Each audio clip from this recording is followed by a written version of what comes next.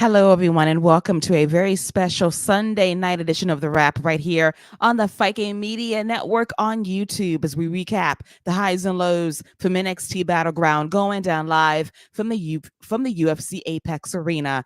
I'm Keila Cash, and by my side, as always, is my co-captain, my right hand, the sometimes advocate for the rapidly improving Miss Jada Parker from NXT. I bring to you, now normally when we do a live show, a post PLE, my guy with the fresh cut is normally perky. He's happy. He's optimistic. But tonight, you see his face. He's a little surly. He's a little salty. And he's got something to say. So I bring to you the one and the only on a PLE Sunday, Salty Scott Young. Welcome back, Salty. Well, let's get to the good stuff. As always, Keila, it's a pleasure to chop it up and talk all things WWE with you. So I'm happy to be here for that. We had a show and stuff happened. Good, a lot of bad to me. But, it is what it is. We'll get to it. Yeah, the good is we about to chop it up and have a good time. Yes. And normally, when a show just merely exists, that is when we do some of our finest work because there is a lot to say about this show. I felt as if the Savannah people got screwed over. They could have had this show tonight in Savannah in front of a livelier crowd, I believe, in front of a bigger crowd, a bigger building, a more livelier atmosphere, the true setup for a WWE live event. I know that TKO and WWE, they go hand in hand these days. I just think that this idea of running a show at the UFC Apex was a misfire in terms of the atmosphere, the setup, because the setup reminded me of when they initially did NXT 2.0 nearly 3 years ago. And when they initially did the setup, everything and that PC was so tight and so compact and constricted that you really couldn't do anything. It was too jam packed. Eventually, they renovated and they gave more spacing for the ring, the announce table, and for the fans, which was good. But this was a reminder of this was too cramped. The set didn't do much for me at all. The fans for a lot of the show was dry. The atmosphere was whack last night. I'm not going to lie. Not only that, it didn't have that same feel. When they came out, you didn't see that big crowd that they come out to, and it gave it a different feel. This just maybe felt like next door. And instead of a different town, it felt like just next door. And I mean, the worst part is I thought the setup was pretty cool. Like, I think this is something cool that you could do for a weekly show. Like when they do, their 2 week parts, those specials that they do on TV. This is something cool for that. This would work perfectly for that. I'm cool with that. But that's one of the first things I noticed was this is cool, but this don't feel like the NXT PLE. Off top, it didn't have that same feel. Luckily, at least from the beginning, we had a lot of energy, and the women, man, they've been really trying to carry NXT on their backs for the last few weeks, and they might have done it again tonight. It is a very good possibility because the show just kind of fell flat for me. This was an experiment that I don't think they should ever do again. Like, stick to the basics. This was not like an NXT show. The NXT crowd wasn't an NXT crowd. Dare I say, if they actually ran the show at the PC crowd would have appreciated it because it's a takeover like show on a Sunday that they would have gotten. And I think they would have been way more livelier. This atmosphere just wasn't it for me. I can understand what people say when they see the UFC fight nights from this very place. It's very sterile and dry and dead.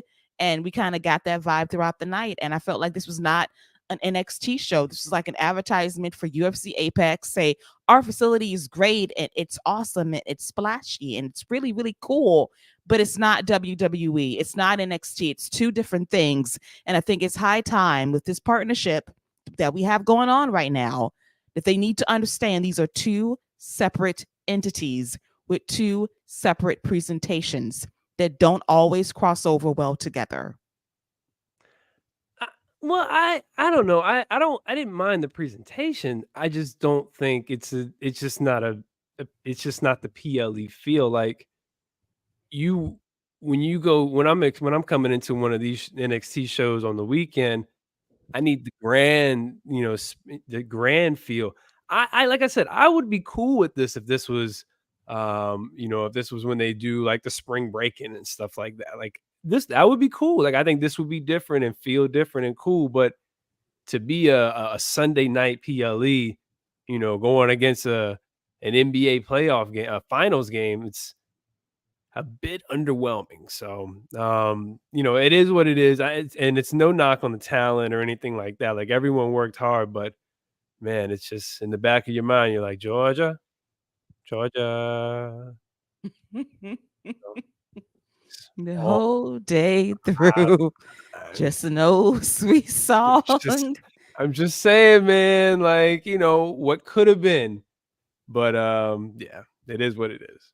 Man, Savannah got screwed. That's all I gotta say, man. Y'all deserve this show in hindsight, but hopefully y'all get one before the end of the year. But let's dive into the show that was NXT Battleground going down live from UFC Apex. We kick things off with a tag, not the tag team championship match. That was next.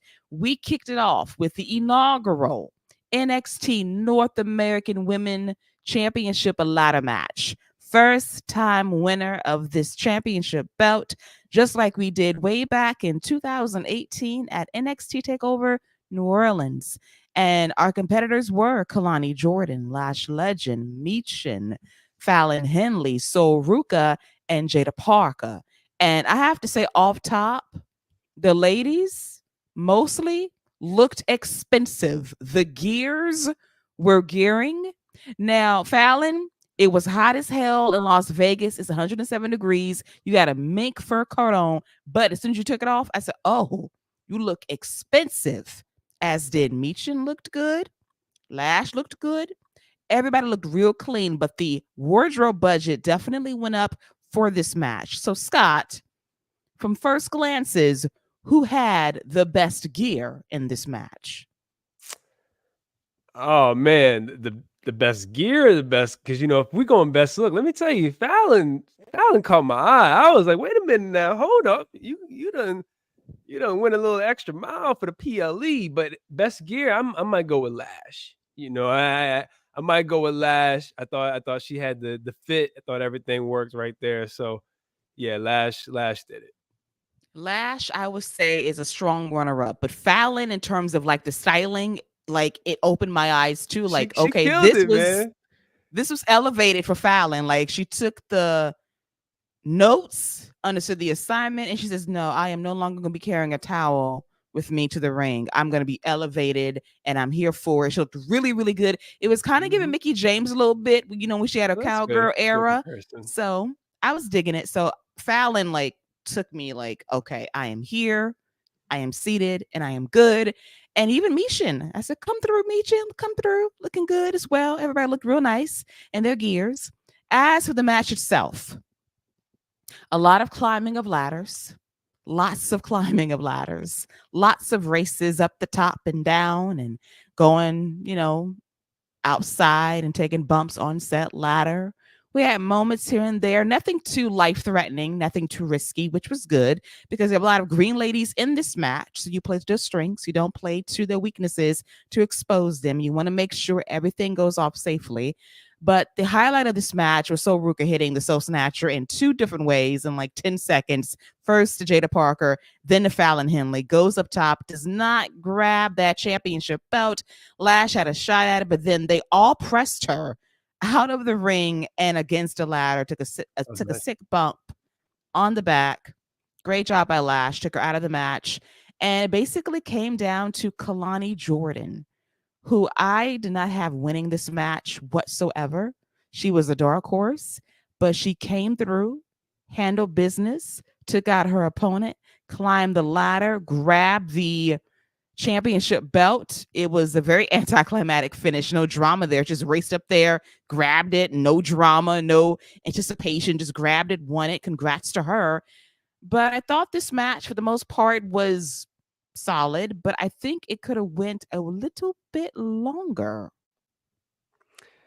So this might have been my favorite match of the night, and I enjoyed it a lot more. I and maybe it's because it just over exceeded my expectations so much. Like I and you know what? That's completely on me for not giving these ladies enough credit. I know they're all young, all don't have a ton of experience, especially in a match like this, big time environment, first time title holder. Like this is a big spot, and they all showed up and showed out. Like Kalani, even though I definitely didn't pick her, didn't think she was going to win, I thought she was the star of the match leading up to the finish. I will say that. Like throughout this entire match, I'm watching and going, man, she's standing out. She looks good. Every time she's hitting some, the crowd's getting louder and louder and louder, which is what you want as your baby face, your underdog baby face from underneath. And when she hit that moonsault, like the crowd they were completely with her. The finish, I think, caught everybody off guard, but I will say at least the match was built to where she came off as the star to me. She came off as the one that was everywhere when a big spot was happening. That double finishers, soul snatchers, she that was great too. And there was a spot earlier in the match where like you said, things were kind of slow at first, and they built up real nicely. Like there, where it started to build was Kalani hit a dive, then Sol Ruka went and hit a moonsault to the outside, and then everybody just went on this flurry, and everybody started hitting finishes. Lash hit a pump kick. Fallon hit a 619 from around the post from one corner to the other, and hit Kalani coming off the ring apron. So they were hitting some flurries. I really enjoyed this match. I thought they did a really good job, and props to HBK for even putting these ladies in this position, because including myself, when you saw who was in the match, it was like, wow, that's a risky thing to do, but they all did their thing, and props to them. They killed it. I thought they killed it. I thought everybody did a good job. I enjoyed the match. I just wanted it to be a little bit longer. I like the sprint aspect of it as well. I thought everybody was where they needed to be. I thought Fallon did a great job in this match as well. Lash was powerhouse in there. Took that bump, took herself out the match. I was like, well, she's not going to win. I said, who's the next runner up here? Would it be Jada Parker? No. Would it be Soruka? No. It was Kalani Jordynne, a very surprising pick. And I think that it's going to open the opportunities for her to kind of find herself as a newly found champion in NXT. You're going to be anchoring this division right now, and there's going to be a plethora of opponents for her. And I think this will allow her to grow as a performer. And I think this speaks to the faith that HBK has in her. And I go back to her performance at Deadline back in December, 6 months ago, when I thought she was a standout in that match. And look now, look where she is right now, a champion on NXT, the first ever NXT North American Women's Champion. That is something that can never be taken from her. So I'm very happy that she got that moment last night, and it wasn't a very good match. Just wanted to be a wee bit longer. It ended kind of abruptly, but I'm very happy for her. But big test upcoming in terms of what she's able to do as champion and who she's got up to bat first as her initial opponent. I'm gonna be honest. I would probably, I might Zack Ryder her. That sounds crazy. Don't. I listen. It's a great moment, but I might have somebody like Meechin just be like, "Hey, great job," blah blah blah. Let's get your first defense and all this, and just have her destroy her, just pummel and beat the hell out of her, and take that title on her first defense. That's what I would do. I don't really see you getting a lot out of her unless they're really just gonna rocket ship her to the top. But she's gonna have to carry a lot of these matches, because this is the workhorse. This is where you really, these are the matches where you're gonna be expecting. At least that's what the men's North American title was. So look at Oba. Oba's been holding it down. So we'll see what Kalani does, but I would Zack Ryder it. Wow. Of course you would, because look who won that championship. like the night after WrestleMania. So of course you would suggest such a thing. And who was the benefactor of that? Michael Mazan. And so of course you would say, let's Zack Ryder her and let's have someone beat her Call, for the championship, like who, a Meechin, maybe your client Jada Parker would be a candidate for that, perhaps. But it's very interesting to me that you would go the Mazanin route of all routes. and listen, it don't have to be Meechin, but I just say her because I can see her being very physical and just being able to toss her around. Lash isn't a heel anymore. Jada would be cool, but I'd rather Jada have the moment, winning the match, and then be able to have the promo to come on, because I think she could just cut this killer promo. And maybe Kalani will change my mind Tuesday, but we'll see what happens. But that's just what I would do. Unless she comes out and changes my mind, I just don't see a lot of legs in this.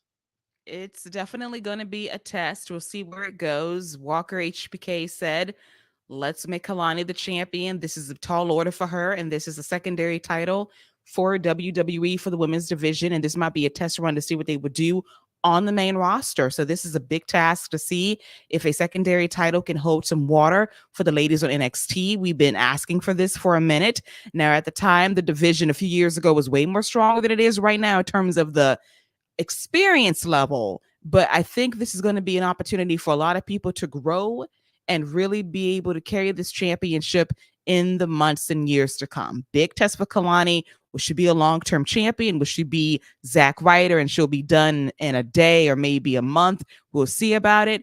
But big test for her upcoming as the new NXT North American Women's Champion. As we get to our next match, which is now for the NXT Tag Team titles, it was the Good Brothers, Carl Anderson and Luke Gallows versus Nathan Frazer and Axiom. Now, Scott talked about which Carl Anderson were we going to see on this show. Would it be Bright Lights Carl? Will it be the guy that has his wrestling boots on, ready to go? He's in tremendous shape. Or will it be like, I'm just here for the check, not doing very much. Dim Impact Anderson. Dim Impact Anderson. DIA, working the bare minimum from the Impact Zone. Which one showed up, Scott? Hey, I'm gonna keep it a buck. Bright Light showed up, man. I thought Black showed up and he did his thing. Black showed up. I thought Black showed up and he did his thing out there. He did. Very impressive, hitting TKOs in the ring, off the middle rope, very impressively as well. Luke Gallows had a good night. I was very impressed by him. Like, the Good Brothers had their boots on to work, and Nathan Frazer and Axiom were always there for every spot. And when Nathan Frazer got that freaking hot tag, that dude moved 35 miles an hour in the ring. He was fast, quick. I'm like, slow down, dude. He's so good, but slow down, hon. You have to slow down. You're going to hurt yourself out there. But he was just electric. And we had moments where you thought the Good Brothers could win this match, but it came down to Axiom and Nathan Frazer doing a double team as Nathan took out Luke Gallows at ringside, and then that allowed Axiom to hit the Spanish Fly, and that had Frazer hit the Phoenix Splash off the top rope to retain the NXT Tag Team titles. I thought this was probably the best worked match of the night without shenanigans. I can second that. I second everything you said. Really fun match. And, I think it's very important that Nathan Frazer continue these type of performances. Like, he can do crazy stuff in the ring. And, WWE is going to have a big hole to fill on the main roster when it comes to exciting baby faces who can just light it up and go against anybody. So I'm fully expecting him to be called up in the next draft, or maybe even very soon in the next couple months. Because I think he'll have a big spot to fill. Yes, and we're talking about somebody that might be heading out the door imminently in WWE. We'll talk about it on Tuesday's episode of The Wrap right here on the Fight Game Media Network, live on YouTube. We'll run it back. We're going to go in depth about whether or not, yes, breadcrumb clues. We're going to leave you teasing and wanting a little bit more, but this is going to be a good conversation as to whether or not someone should stay or leave, how that benefit this person moving forward. And there is a great way to write him out of WWE in a very dramatic way We'll talk about it on Tuesday. But then let's get to our next match. I did not like this match very much. And I think, outside of a couple of exceptions, I think it's time to dead the underground concept. Shayna Baszler, Lola Vice. The reason I say this is because the presentation is too corny for me. If you're going to do a shoot style gimmick match, you have a concept known as the fight pit. You handle business in the fight pit. I noticed on Peacock that we had a lot of commercials. For the first time, I saw a lot of NXT content that would normally be on Peacock Premium Plus. If you are a WWE Network subscriber and that's what you see, a lot of that was because they had to take down the ring and then they had to build it back up for the next match. A lot of dead time. So when you have that on top of the match itself, with the planted ringside, the lights being extra darker than usual, my God, you can hardly see. I just didn't feel it very much. Lola and Shayna Baszler did the best they could. They're pros out there. I like the physicality in some spots. And Lola got the win by basically putting Shayna to sleep. Great victory for her. Shook that ass after the match was over. Good for her. As did Sexy Red, who shook her ass at the top of the show and the middle of the show. Hey, hold on. Now that since you brought it up, not only did she do that, she did the splits. Yes, Okay, splits. keep it a buck. She did this. She went ahead and said, "Hey, I'm sexy, get it," and did the splits and was just twerking everywhere. And that's how you knew this was going to be a show full of shenanigans. Yes, it was. We had twerking, we had splits, we had ass shaking, we had ass tossing after Lola put Shayna out. Shayna was like, "Where am I?" And all she saw was ass just shaking in her face after it was over. It's got to be But so embarrassing. it was crazy. And you know how she feels about that. Like, this is not cultured. Okay. Stop throwing your ass in my face. But yeah, the match itself was just there. I do not like Underground anymore because of how it's set up. If you're going to do a shoot style fight, do it in the fight pit. I took it way more seriously then versus whatever this is right now. It's a bit too much for me in terms of presentation, and the dim lighting did not help at all. A couple things. First off, I want to say couple ratings real quick. First match, I'm probably ranking it a little high. Like I said, maybe overrating a little bit, but I got full Soul Snatchers, four Soul Snatchers.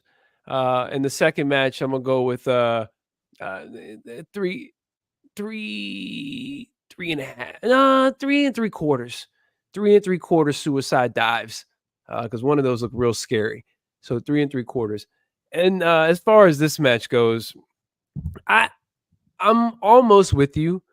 I liked the beginning of the match. Like, I thought they had a good pace at the beginning. I thought they had a good mix of the shoot. Like, I thought the first scoop slam was really well done. I thought the hammer fist, I thought they at least looked like they're attempting to do something.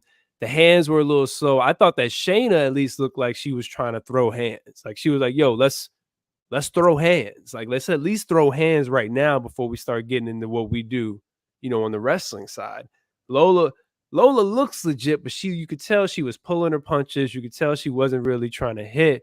I thought if they'd at least brought a little bit more intensity, because I like what they did at the beginning. I thought if that at least when they were throwing hands, just put a little bit more into it, I thought that would have added a little bit. I didn't dislike this as much. I just thought it went a little bit too long. And something like this, you're not going to go this long in a fight. Like, that's just not going to happen. That's part of the appeal of an underground, of a fight pit. You're not going that long, especially without rounds and stopping and stuff like that. So I think that's the other issue is this needs to be a sprint. Like, this needs to be a hands, feet, big move, maybe a slam here, good out the ring or something. But it's got to be quick. It's got to be impactful. Everything's got to be impactful. There shouldn't be any downtime, especially in a match like this with no rounds and stuff like that. And I think the pacing of it really hurt. If they'd have just kept balls to the wall like they did in the beginning, I'm with it. And then we get to the finish, and she, yes, she did knock her out, and what, and they stopped it a TKO finish, but it's because Shayna hit her head. Like, they had her trip over the referee and hit her head into the steel steps. Like, what are we doing? What are we doing? Have Lola cheat. Have Lola be the reason, that not some happen chance, and then you have the heel take advantage of it, because the babyface should do the same thing. Because if the babyface doesn't, then they're an idiot. Simple as that. So have her cheat in some way. Maybe have her go get some brass knuckles. Like, why can't she have brass knuckles? Are brass knuckles off the table because Logan Paul uses it? Is nobody in the company allowed to use that anymore? Was that handed out in the last memo? What we like? It's so simple, especially with the referee down right there on the ground. Instead of having her trip, just have her grab him somewhere. She knew what she was doing, or something. Just absolutely anything else besides Shayna tripping and hitting the steps. Have Lola be the reason. But this gets 2.5 shakes for me. 2.5 shakes. Okay. I Could will did go. you could you see the backstage segment with the three ladies? That was literally 2.5 shakes. Yes, because Kelly wasn't shaken. She was like, "Why am I here? I'm here to do my job. I'm not here to shake anything and throw it back. So, what is this? What is happening?"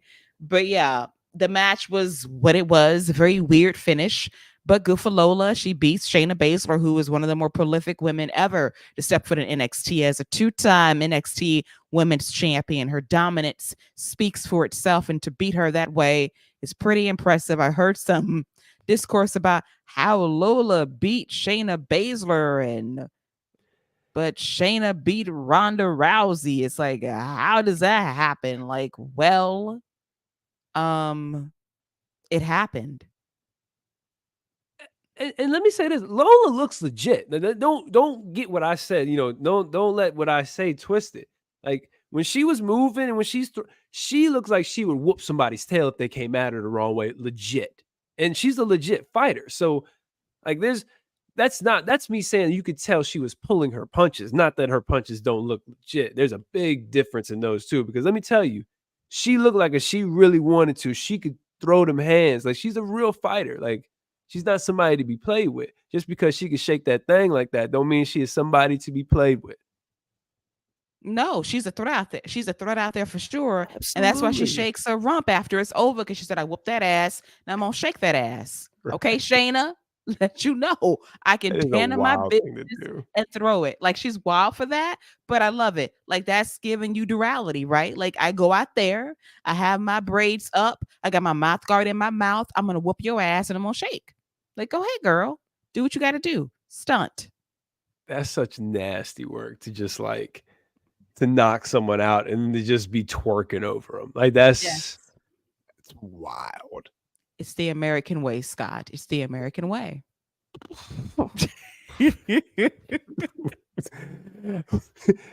Yeah, no, you're right. It is. That is absolutely something some UFC guy or girl would do here Yes. in America. 100%. Yes. Yes. So serviceable match, but I'm just kind of over the concept right now. Retire it for a bit. It needs to probably have some overhaul in terms of presentation. That's just me. But we had some more downtime, had to build the ring back up, get the ropes back where they needed to be for our next match, which was for the NXT North American Championship. It was our champion, our king, Obafemi, versus Mark Coffey and Wesley. I would have preferred if I queued up Stand and Deliver and watched Obafemi, Josh Briggs, and Dijak from 2 months ago. That was a superior triple threat match. This was fine. I think my issue was I would have preferred this to be one-on-one, Obafemi versus Wesley. That would have been the match. It would have been better for me in terms of drama, excitement, and heat in front of a pretty heatless crowd. But hey, it would have been something a bit better than this. I think my issue is with Gallus. And I know they helped The Rock get ready for WrestleMania. And he probably said, give my guys some shine on NXT, okay? Give them a little push, give them a little nod, give them a little rub, But no matter what they do, no matter what they say, no matter how they come back and beat people up, I cannot find a reason to care about Hater. Gallus. I am a hater. I am a professional hater of Gallus. Okay. When I see them, I go to sleep. When I see them, I nod off. When I Oh my see them, I'm goodness. bored. I just don't care. I didn't care about them when they first returned last year. I don't care now. There's nothing they can do that can wake me up to say, wow, it's Gallus. I'm excited. Like when they came out there, I was bored because they decided to jump on Oba Femi and Oba came back and beat their asses. Like, yes, because you suck as a faction. And thankfully, Oba took care of business, power bombed Wesley and Coffee, got the win to retain the championship as he should. The match was all right, but I would have preferred Wesley, who's over, and Oba Femi, who's over, versus Coffee, who is not over with the faction, who will never be over with Gallus. Yes, I'm a professional Gallus hater. Yes, I am. I wear that like an S on my chest, like I'm Supergirl. Yes. Oh my. All right. Let's see here. I didn't hate it. It was okay. And I don't disagree with you. The big man meat fest from last, that was wild too. From last PLE was definitely better, no doubt. But this was fine. This was a fine triple threat, and I thought, you know, I thought Coffee looked pretty good in the match. Like I thought he was one of the better parts. I thought Wesley was pretty tamed for a Wesley match. I thought Coffee was pretty impressive when he was lifting up Obi. Like Oba. Like I thought the match was all right. I just don't think they went balls to the wall like I feel like they've been doing in his matches. And he's a guy who just seems to work better with big guys. Like I haven't really seen a great big man little man match that he's had anything on par with what he's had with some of the bigger guys in NXT. And I don't know what that reasoning is, but when he's working as and maybe this is where the inexperience comes in, because when he's the guy who's in control and who's creating the movement and deciding what's going on, you could tell the match is slowing down. It slows down. It doesn't have that pace. But when he can just stand there and the movement can be created around him and he can react to it, or he can catch, or he can just take the bump, that's when it seems to take a different pace. And he's able to keep up with everybody step by step. And I think that was probably the biggest difference here is he was in control. Like the focus was on them two trying to take him out. And then there were a couple moments where you're like, maybe Coffee could win. And like, especially when he took took Oba out in the back and Gallus came out. But yeah, I get what you're saying. There's definitely been a level, and I mentioned it earlier with the women's one too, talking about Kalani, but there definitely has been a level of expectation match quality wise with it. And this didn't hit it. It didn't hit the mark for me. It was very unfortunate. I just didn't like the triple threat concept because I said we just had that 2 months ago at Stand and Deliver. Why are we doing the same setup again? Just give the match to Wesley. He's back. He beat Josh Briggs. He's earned the shot. I don't care about Gallus, with all due respect. I just don't. So I just think it was a misfire, miscalculation by Walker HBK. And this really goes to WWE and to AEW as well. I am tired of multi-man matches for championship matches or championships. I'm kind of tired of it. I need something to actually have a bit more weight to get a title match moving forward, and just go the traditional route. Go one-on-one. Don't run back triple threats after we saw a superior match just 2 months ago. I thought it was very lazy booking by NXT to run this match against one guy that's not very over, Wesley, who just came back, and Oba Femi, who's a monster in a good way. And he's going to be a force in WWE for years to come. Corey Graves actually tweeted out Nick Aldis, can we get Oba Femi to be on SmackDown? Like maybe in a year or two. This guy's really good. He's got a ways to go, but it really speaks to his presence and talent that he has what it takes to really be a star on the main roster. I will give this match 2.5 power slams. I will be a little bit more gracious. I will go with give me 3 coffee second row moonsaults. Just cause you a hater. I can't stand you. Just cause you a hater. Give me give me 3 grinded up coffee moonsaults from the second row. And one other thing, man. Somebody got to get a hold of Booker T, because this dude made about 6 or 7 coffee references, talking about grinding stuff up. He was mentioning beans and stuff. And he was calling him a cup of Joe, and like, I'm just saying, man. Like, even Vic was like, "All right, dude." Like, even this coffee thing. He had Folgers on his mind. Folgers, Starbucks, Maxwell House.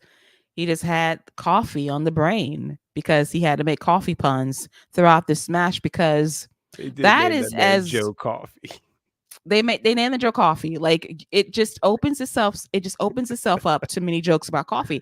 And that Yeah. actually gives Joe Coffee and Gallus more personality than they had before. So when you compare them to coffee beans, hey, at least you know that you can warm them up and you can percolate them to give them something to work with. Right. You know, Yeah, cream, right. put a little cream and sugar in there. Try to Don't help need no them more out. cream. Don't need no Baileys. They more. need Baileys to Don't need kind no of more juice them up a cream. little bit. Bailey's cream. That's what they need. But with that, let's move on to the semi-main event of this event There we go. that should have been the main event. But then again, when I looked at the Nash! finish, I said when I looked at the finish, I said this is why it's not the main event. So it's Jordynne Grace, the TNA Knockouts champion, versus Roxanne Perez, the NXT Women's Champion.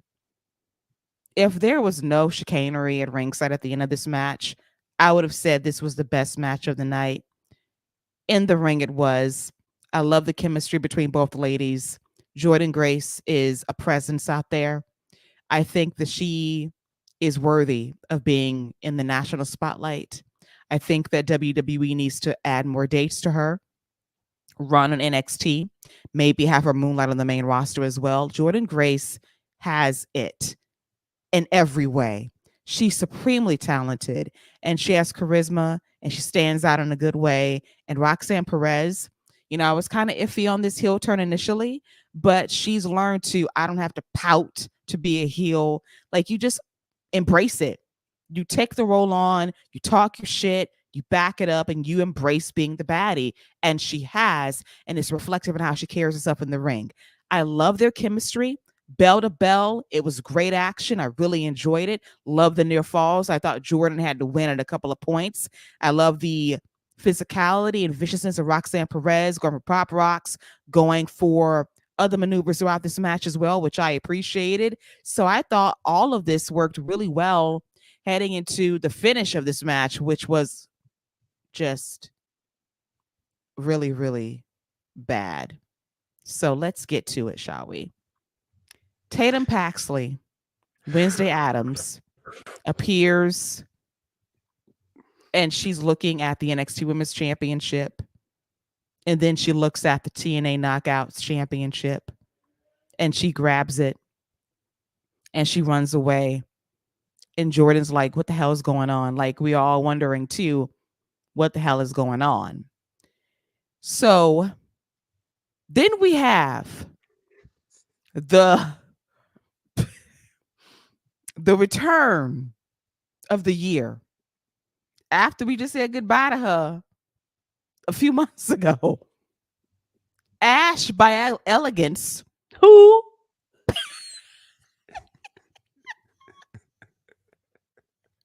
Ash by Elegance, Who? formerly What's known that? as Dana Brooke, Mhm. comes. I mean, she just was released by WWE less than a year ago, and shows up here, and she's playing tug of war with the TNA Women's Championship belt. Jordynne Grace comes out And she hits them both with her championship belt, and she gets back in the ring to take care of business. Roxanne and her go back and forth for a moment. We have Jordynne go for a finisher.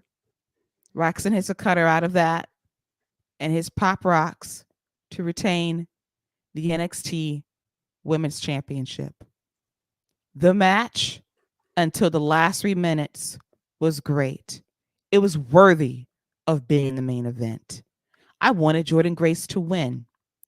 This finish sucked in every way. This was dirt. This was trash. This was terrible. I hated it. I like Tatum Paxley. I do. But this stupid shit is dumb and it's kind of productive. Ash, Dana, welcome back, I guess. I don't care. Great match, horrible finish.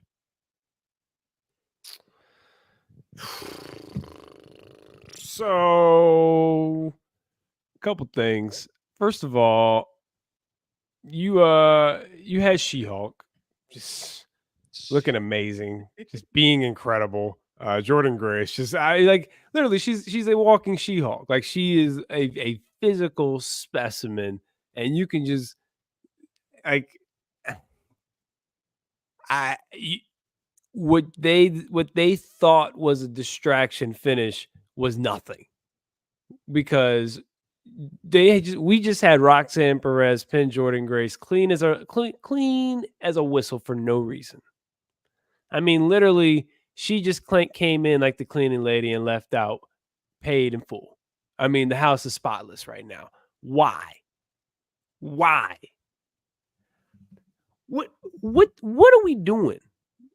Like I don't understand why this is happening. You know, TNA's got a pay-per-view coming, or you know, they've got an event coming up, and Grace has got a open challenge. You couldn't shock the world for a couple weeks, for a week. You know what I'm saying? Like nobody got anything out of this, and it doesn't even matter what the match was before the finish, before the last 3 minutes. You know, like this is you bringing back somebody who's already been with the company. It doesn't mean as much, and it's not like she's setting the world on fire on Impact. And then it's not a knock on Dana or Ash by Dana. It's not a knock on her. It's just it's just not what I'm expecting. It's I don't know, man. This wasn't it.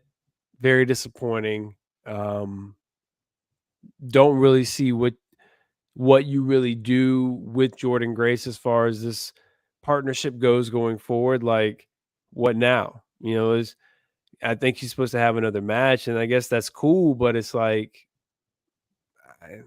I don't know, man.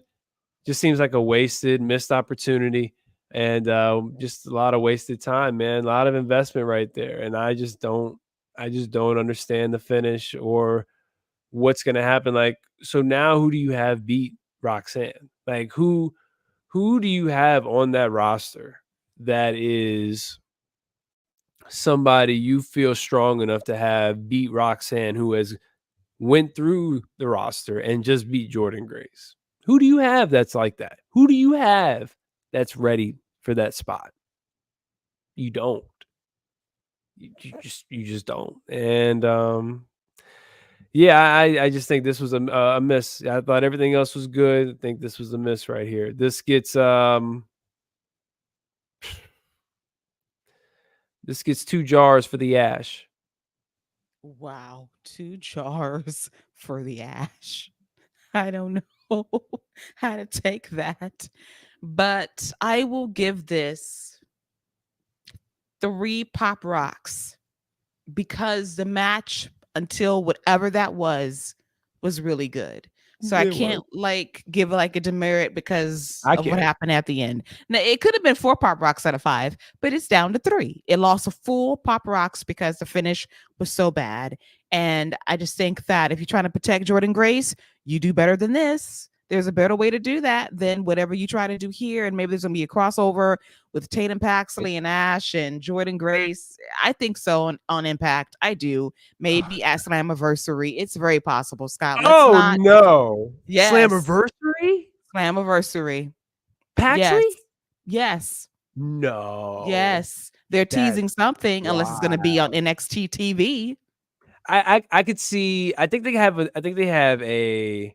I think it's Against All Odds is before Slammiversary, so I could see that.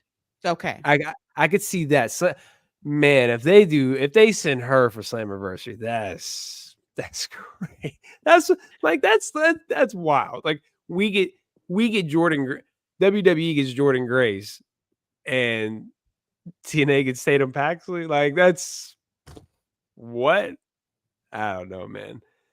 Against all odds, because let me tell you, if you're right, which you normally are, especially the way I've been picking lately, but you normally are, I'd be shocked, man. I would be shocked. Don't undersell it. I'm just saying because I No, do you're right. believe You're right. that it's a possibility. And listen, Tatum Paxley's character, I can take or leave sometimes, but she is good in the ring. And when you give her, if you give her the opportunity to go out there, especially against Jordynne Grace, I think that she'll have the match of her career. So it could be at Slammiversary. It very well could be at the biggest show for them with a lot of crossover. And NXT is teasing crossovers because we saw Wesley get jumped by a group I don't give a shit Oh, about. that's happening. That's happening. The That's Rascals are reuniting, okay? And I'm That's here for happening. that. Trey Miguel's going to sniff NXT, and hopefully HBK signs him this time. Stupid decision making the first time, but I digress. I don't know if they're gonna sign him, but that we're definitely getting that. Now that might happen at Slammiversary. I could see that Yes. happening at Slam. That would be a really cool moment for Slammiversary. Or Heat Wave in Toronto. Why not both? Why not reunite at one and show up at the other? Like you can. Yes. I'm let this just be something that ebb and flows and it just continues across both shows. Like don't let it just be something that has to stop here and be here and be here. Like let it just flow. Like let them reunite on one and then be like, hey, if you need me, just call me. And that'd be it. I like that idea too. So I'm here for that. Looking forward to that match whenever it takes place. Could be a Slammiversary, could be at Heat Wave in Toronto in front of a very livelier crowd. Praise God for that because this crowd here in Vegas left a lot to be desired most of the night. As we So now get to our main event, it was Trick Williams, our NXT champion, versus all ego, Ethan Page. First off, the music for All Ego. I was vibing. I was bopping. I was feeling it. I don't think Def Rebel touched this song, so that's why it was good. Oh, he 100% touched the song because when it was good, it was cool, and when he touched it because you could. This dude is just obsessed with like saying the person's gimmick or saying their name. I'm a smile in your face. I'm a smile in your face. Like, what do you mean? Did you watch The Dark Knight before you made the song? Of course he touched it. Of course the ego got Def Rebeled. Of course he did. It started out good. I was like, okay, all right, we might be on to something. Did they call CFO? Is he back? His CFO's back.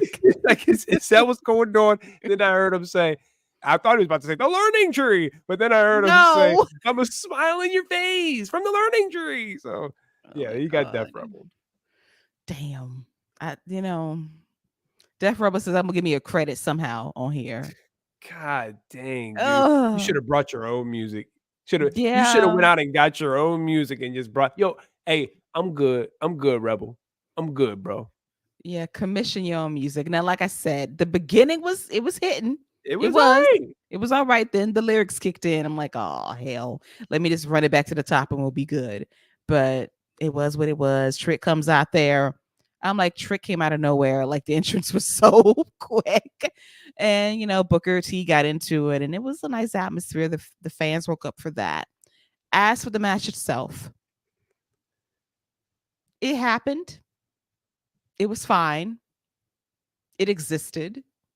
It went back and forth. Ego had moments. Razor's Edge for a near fall. Trick kicks out. We have dives on the outside. Booker loses his headset. Can't hear nothing for a little bit. Vic Joseph is calling the action as Trick and Ego go back and forth. And then all of a sudden, out of nowhere, Trick knee, Trick shot. 1, 2, 3. Trick retains the NXT championship. Ego Ethan Page, all ego, I should say, loses his first match on NXT after demanding the world from Ava to get this championship match, and he loses. So I feel very sad that our predictions of Jordynne Grace and Ego Ethan Page, all ego, I should say once again, that should have won their debut matches, ended up losing them. One in shitty fashion, one anticlimactically. I think that this match right here, and it's not a knock on Ethan Page because I think he's real good, and I think he's going to be a huge part of what NXT does going forward. And in the next calendar year, the next 12 months, I fully expect him to be NXT champion. Or he's somebody who could realistically, I could see them beating Oba for the title, for that North American title as well. But he will be a champion in the next 12 months. I'm very confident in saying that. I think this match goes to show how good Dragunov is. Like, that he was able to just drag the best out of Trick Williams and like just get so much movement and energy. Like, this just didn't have it. This didn't have that same energy and fire and vibe to it and violence, to be honest with you. Like, maybe that's what Trick is missing. He's missing somebody to push him to that violent edge. Like, let's remember when Braun Breaker became champion on NXT and he was on his run, a lot of his matches, let me rephrase that. A lot of his better matches, his really good matches, were against the guys that hit him the hardest. His match with Gunther, his match with Dragunov, his match with Mello was good, but that's because they have a little bit of a budding rivalry. His match with Dijak, like his matches with the guys who hit him hard and wake him up, were the ones that were really good. And I feel like that's what we're gonna see out of Trick Williams.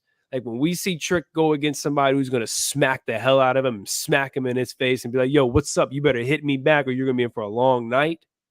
I think those are going to be the matches where we see Trick really come out of it and really step up to the plate and be like, oh, there he is. That's the guy.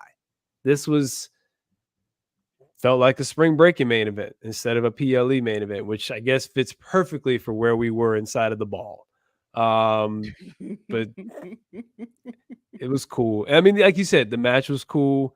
Nothing special. And I think this is kind of what we're going to get out of Trick matches until he starts facing some of that form. Like, a lot of those talent that I'm talking about, though, they're not there anymore.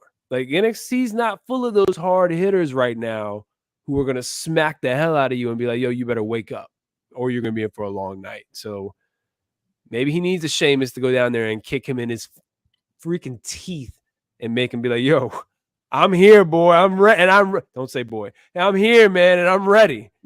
So, I'm glad you cleaned that up. Yeah, don't say boy. Don't say that. Because that ain't going to go over well. I'm going to tell you. Absolutely not. But yeah, go ahead. I think that's what he's going to need to really get it to that next level. I agree. Dragunov's gifts should always be appreciated because he brought out the best in Trick, and Trick was always there for everything they did together. And I kind of go back to Braun Breaker doing his time in NXT, and he was great. We always saw his potential, but what really took him to the next level? Working with the Floating Head, JD McDonough, and Ilya Dragunov, and Tyler Bate.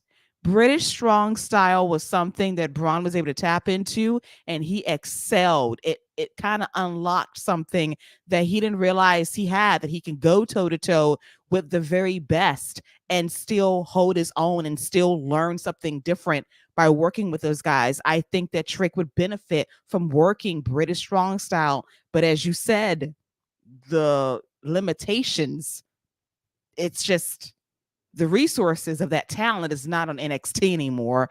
And as you possibly suggested, call Sheamus down to NXT. That'll be a way to do that, to kind of give Trick that repetition and give him that experience, because you are going to see very basic matches of this level that he's going to be good at, but this is why he's still in developmental. Like, yes, his gimmick and his character's over on the main roster. There's recognition there, but the work isn't there yet. I think he will get there, but that requires him to work with a plethora of opponents that can really figure out who Trick is as a worker. I think he has a style to him that can be a bit of a striker, that can be a bit of a brawler, but it needs to be finessed a bit more, that can kind of hone in the technique and time. The potential's there. I see it, but he needs more time, and he needs a wide range of opponents to bring that out of him as well. Match was solid, was not great. You could see this on any NXT on a Tuesday night, slap a special on it, as you said, and call it a day. But for the PLEs, they need to be a bit stronger, because Dragunov is not there to carry. He has to do it on his own. He will, but it just takes great opponents to bring that out of him so he can continue to learn along the way. It's not doable, because we've seen this with a lot of people who grew and learned in NXT, who got better with time. Tiffany Stratton is a prime example of that. Yeah, but Tiffany had the benefit of having a lot of, well, not a lot, but she had a decent amount of veterans to work with at the time of her being there. And we saw kind of where she hit a wall. And then when she went to the main roster, you can see that that improvement kind of pick back up. Like she's picking up right where she left off, and she's definitely improved from when she first debuted on the main roster to now. So I think, Trick. There are. Everybody, just about everybody there has worked longer than Trick, who he's working with. But you're still like, there's not those guys like like we talked about. Like Noam is somebody who can hit him hard and who can really wake him up, and I think we'll have a really good match with him. But once you go past that, like Dijak, somebody you can still go back to, you can have a good match with.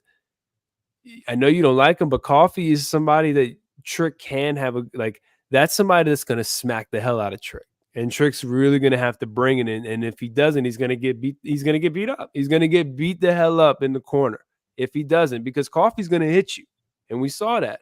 So I think he is somebody that can really bring that out of Trick, especially with the style that he wrestles. And Trick will have the numbers game working against him. I think there's a lot of good that could come from a Gallus Trick Williams TV kind of feud. That will require the people to care about Gallus. That will require me to care about Gallus. The people boo Gallus now. They boo him. They will boo Gallus. Okay. It's half-hearted boos. It's not from the chest. It's not from the soul. It's like boo. You saying they're not even boos. They more like groans. Groan like this. Oh, great, Troy. Like Gallus has got to present a strong case, like strong level promo to sell me on any match combination, whether it's Joe or Mark against Trick, Wolfgang, maybe, I don't know, but y'all got to sell me. You got to get on a microphone and sell me and convince the people that I should care about you. You say that it could be Mark or Joe, but you got to make me care emotionally about you smacking Trick, because if you smack him, I'm like, okay, you smacked him. And I'm not impressed. Make me care. I need to care emotionally. When they come out there, I want to go to sleep. So they have to do better. No, I get it. And that is an important part of what of Trick's whole thing is, kind of his story and fighting from underneath. But I just think that style will work. And there's not a lot of people who can bring that out of him. Like, I'm just thinking on the roster right now, like who is even there that I would consider a hard hitter, especially from who we've seen down there. Like, who would I consider a hard hitter down there? And it's Nathan Frazier and Axiom. They hit pretty hard, but they're both baby faces. They're already in a tag team. So it's just not a lot of options for them. It's not. So I need Dwayne to do me a favor. Since Gallus helped you get ready for WrestleMania, can you help them cut good promos? Can you return the favor? Can you help them You tap don't think Mark cuts into, good promos? listen, they don't affect me. Like, yeah, you can talk, but can you sell me on your match? I'm Like, you surprised by that. gotta, I'm surprised by that. Mark's pretty. I think Mark's pretty good. Joe just kind of screams at me, but Mark was all right. I'm surprised by that. listen, I need more. I need Rock to say, here's my mana, take it. Here's my mana and take it. And I need you to figure it out and get the chills I You just have. transfer. You can't just transfer energy. What is he going to give him? The stick that you can't hold upside down, and you hold it like this. If you hold it upside down, Yes. you lose the power. Don't hold it upside down like that. You can't just transfer energy. What can I say except yo? Well, is he going to start singing too as he hands it to him? Like what's Yes. gonna happen? Listen, he's going to cut his arm, right? He's going to say, here's the mana. Here's the mana. Here it is. It's yours. Take it. Take it. Infuse it.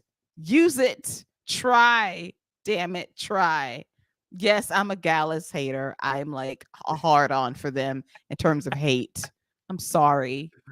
Oh man, no, But it's great. It's great. I've found your Miz. I've yes, genuinely I've like this is I I didn't know you had somebody that you could put in that could be in the car with the Miz right now, and I he might be in the driver's seat right now. listen, for all of the Miz's many faults, the one thing he will always do is when the time comes, he will give you a good promo. He will. And he will rise to the occasion when he needs to. And I can respect that. The Miz can make me care about his matches when he's on.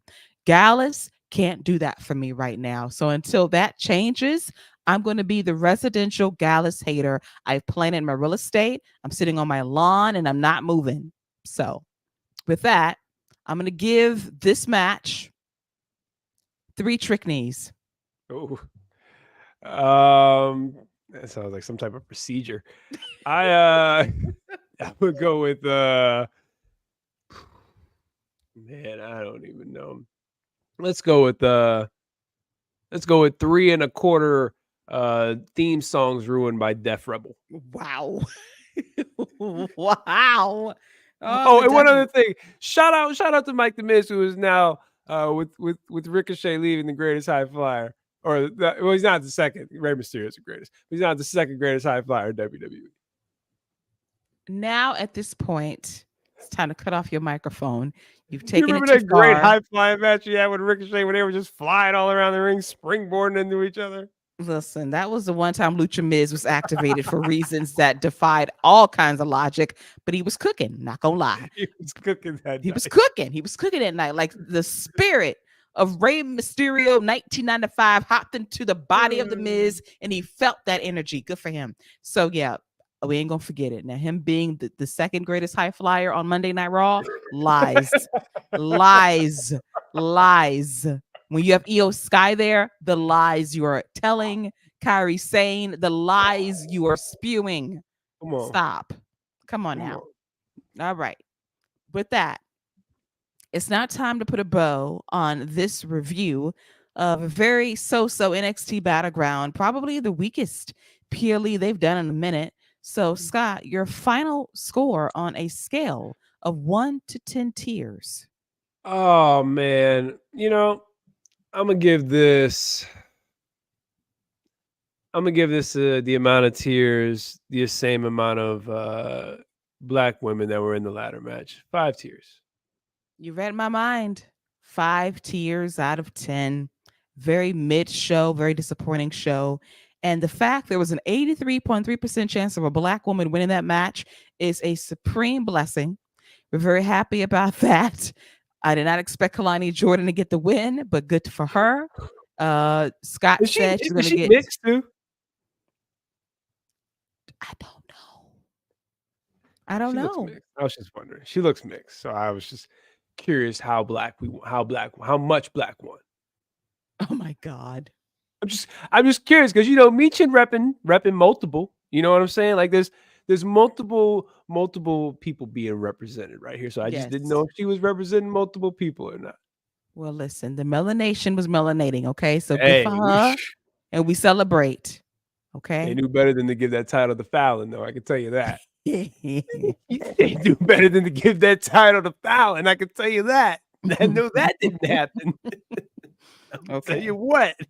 Oh my goodness. All right. So with that, it's time to put a bow on the show. We'll be back Tuesday night after NXT, the post episode of this Battleground Shindig special from Las Vegas, a place I hope they never go back to until WrestleMania, with all due respect to UFC Apex. I hate to say it, but now I understand why this place sucks in terms of atmosphere. Facts. But we'll be back on Tuesday talking about Monday Night Raw, NXT, a little SmackDown too. But Scott, thank you for always joining me to talk all things WWE as we recapped the highs and lows from NXT Battleground. Thank you, Keila. As always, it's a pleasure to chop it up and talk all things WWE. I'll be in a better mood Tuesday, hopefully. Don't expect Monday Night Raw to be worse than this. And if it is, boy, oh boy, I'll be pissed off because I already know NXT is going to be just like I already know the first show after the PLE is going to be just like this. So, not expecting much. Looking forward to a great salty show on Tuesday. It's going to be a spectacular salty show. Have your salt shakers ready, people. It's going to be a good one. I knew that was coming. No, you didn't. No, you Yes, I didn't. No, you did. know that. No, No, you didn't. just because you had your hands up and you was shaking, you was getting ready to do what you got to do, which I appreciated. So we'll be back Tuesday live on YouTube to run it back once again, talking all things WWE with a double dose of the wrap for your listening pleasure. So for myself and for Salty Scott Young, that is a wrap for all things NXT Battleground going down live from the UFC Apex Arena. Take care and bye-bye.